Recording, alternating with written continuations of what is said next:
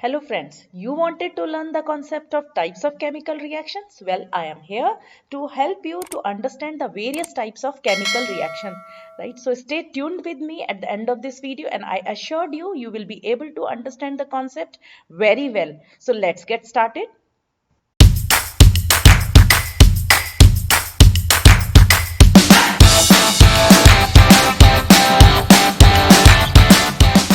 So four types of chemical reactions. Okay, the first type of chemical reaction is chemical combination. The second type is decomposition reaction. The third one is displacement. And the fourth one is double displacement reaction. So we are going to discuss these four types of chemical reaction one by one. So let's start with the first type of chemical reaction, that is chemical combination. Okay, so what will you notice that in chemical combination reaction, I'm just taking one example. In the general way, you will see that A plus B gives you C. So what did you notice here? I have two reactants, okay, two reactants and we are getting a single product, right? So such reactions where two or more than two reactants combine together to give us a single product, such reactions are known as chemical combination reactions or chemical synthesis. Let us take one example. So you can see that I have taken here CaO, which is known as calcium oxide, and I am adding water to this, right? So when calcium oxide is treated with water, you will get calcium hydroxide. So what did you notice here? That when two reactants, we have two reactants, calcium hydroxide and water. Okay, when these two combine together, you are getting a single product, calcium hydroxide. Let us take one more example.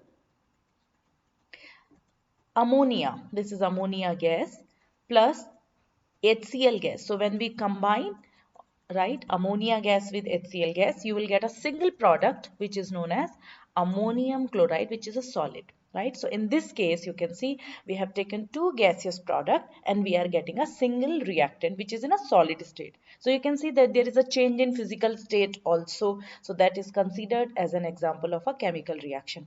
And since two reactants combine to give us a single product, this reaction is known as chemical synthesis reaction. So is that clear? So in chemical synthesis reaction, you will have two or more than two reactants which will give you a single product.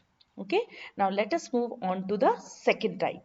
The second type of reaction which we are doing, that is chemical decomposition reaction. Decomposition reaction. Now, what do you understand by the term decomposition? Decomposition means the reaction in which a single reactant will decompose and you will get two or more than two product. I'll write the general reaction for this. Suppose I have a reactant A, right? It will decompose and you will get B, C or maybe D, many products, right? It can be two, three or more than three products also. So you can see that from a single reactant, we are getting two or more than two products, right? Such type of reactions where a single reactant is giving you two or more than two types of products, such reactions are known as chemical decomposition reaction.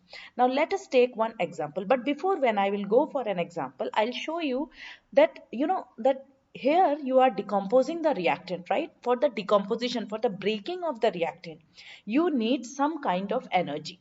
Energy can be in the form of heat, can be in the form of electricity, or it can be in the form of your sunlight, right? So based on the nature of the energy, what is the source of energy, thermal decomposition reaction is further divided into three types, right? It is further categorized into three types. I am just showing you the three types of decomposition reaction. A, we will say thermal decomposition. Thermal decomposition. Second is called your photochemical decomposition. Photochemical decomposition.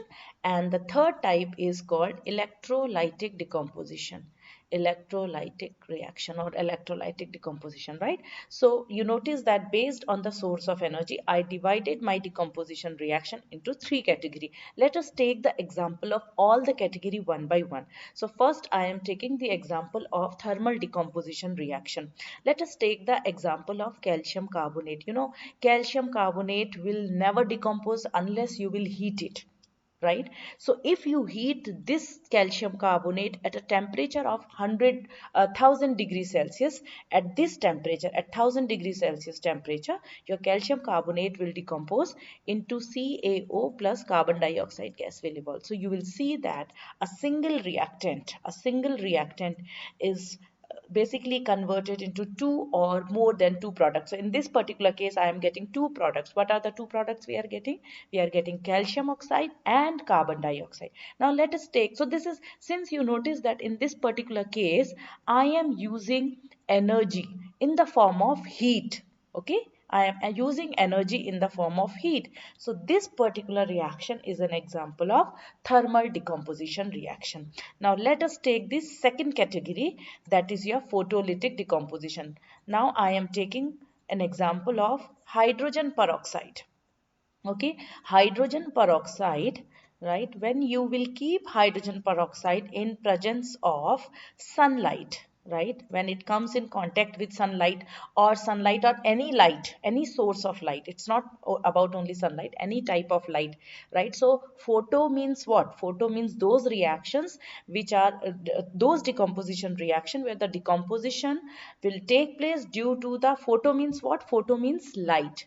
Photo means light. Okay, so those reactions which are where the compounds are or the reactants are very sensitive to the light.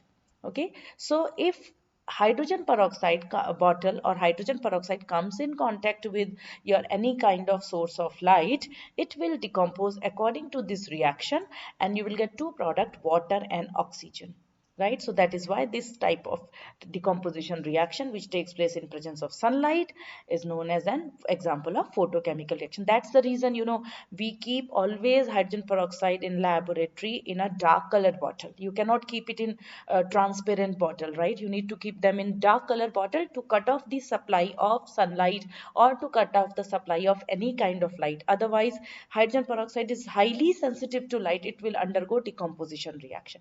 Okay, so to prevent or to avoid its photolytic decomposition, right, we will basically keep them in our dark color bottle. Now come to the third type of decomposition reaction, which is known as electrolytic decomposition. And we have a very simple example of that, right? Decomposition of water. You know how water will undergo decomposition.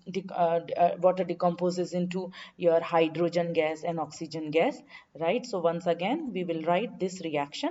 So what will you see? That here we will write electricity. What is the source of energy here in this particular reaction? So water undergo electrolysis, or you can say electrolytic decomposition, when electricity is passed through acidulated water. Acidulated water means when few drops of acids are added to your water, because pure water is not a conductor of electricity, right? So to decompose it, we will add few drops of sulfuric acid to your water, to pure water, so that it can easily conduct the electricity. It will decompose with the electricity and it will give you hydrogen gas and oxygen gas. Let's move on for the third type of chemical reaction. The third type of chemical reaction is single displacement reaction or simple displacement reaction. Okay,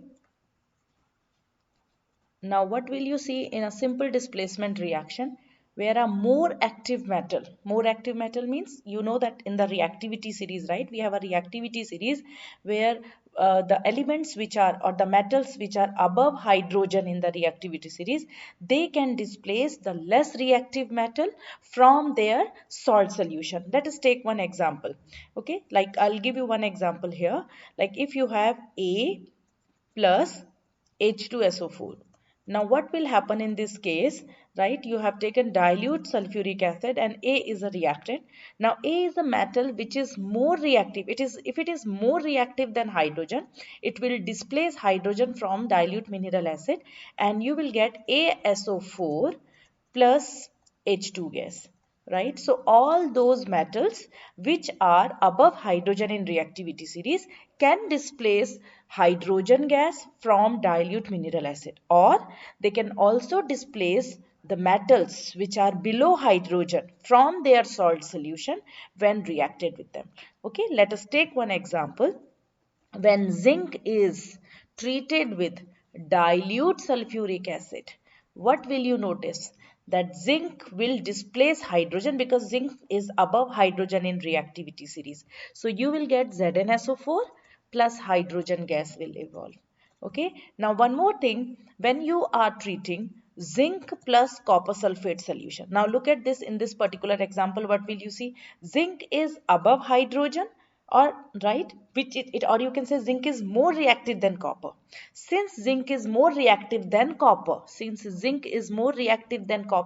it will displace copper. Since in these reactions we are just displacing a particular metal from the another metal, or from a metal is displacing hydrogen, a single displacement is happening in this case. We are not displacing two things, right? So that is why this reaction is an example of single displacement, or you can say simple displacement. So zinc will displace copper and you will get ZnSO4 plus copper metal will be deposited. Okay. On the other hand, suppose I am giving you this reaction, copper plus ZnSO4. Now tell me about the feasibility of the reaction. Is this possible that this reaction is feasible? No, this reaction is not a feasible reaction. Why this reaction is not possible? No reaction. Why? Because in this reaction, you will see that copper is less reactive than zinc. So copper cannot displace zinc. Copper cannot displace zinc. But in the above reaction, zinc can displace copper because that is. So in these displacement reaction, you need to know the position of all the metals in the reactivity series with respect to hydrogen. So you will say those which are above hydrogen, right, they will be considered as more active and they can displace hydrogen from dilute mineral acid or other metals from their salt solution. But if the metal is below hydrogen in the reactivity series, it will be considered as less active metal and it cannot displace hydrogen from dilute mineral acid or another metal from their salt solution. Okay, so this is about your single displacement or simple displacement reaction. Now let us move to the last type, that is your double decomposition reaction. Now what is double decomposition reaction? Double decomposition, and this reaction is also known as double displacement reaction, also displacement reaction. Okay, now what will you see in this reaction, in double decomposition or double displacement reaction? Two You will take two salt solutions, right? You will take two salt solutions, right? And there will be an exchange. Both the salt solution will dissociate into their corresponding ions.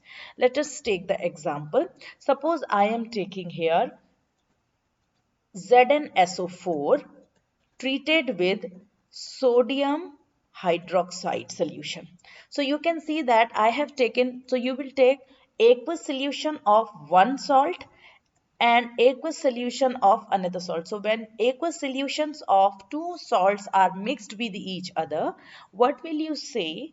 That in aqueous solution, these salts will ionize, and right, zinc will ionize, it will give you zinc ion, sulfate will ionize, it will give you SO4 2 minus. Similarly, sodium hydroxide, when you are dissolving it in its aqueous solution, it will give you sodium ion and hydroxyl ion. Now, what will happen? There is an exchange of the radicals or ions, right? Both the radicals and ions will exchange. So, sulfate will go with the sodium in place of hydroxyl, and hydroxyl will take the place of zinc.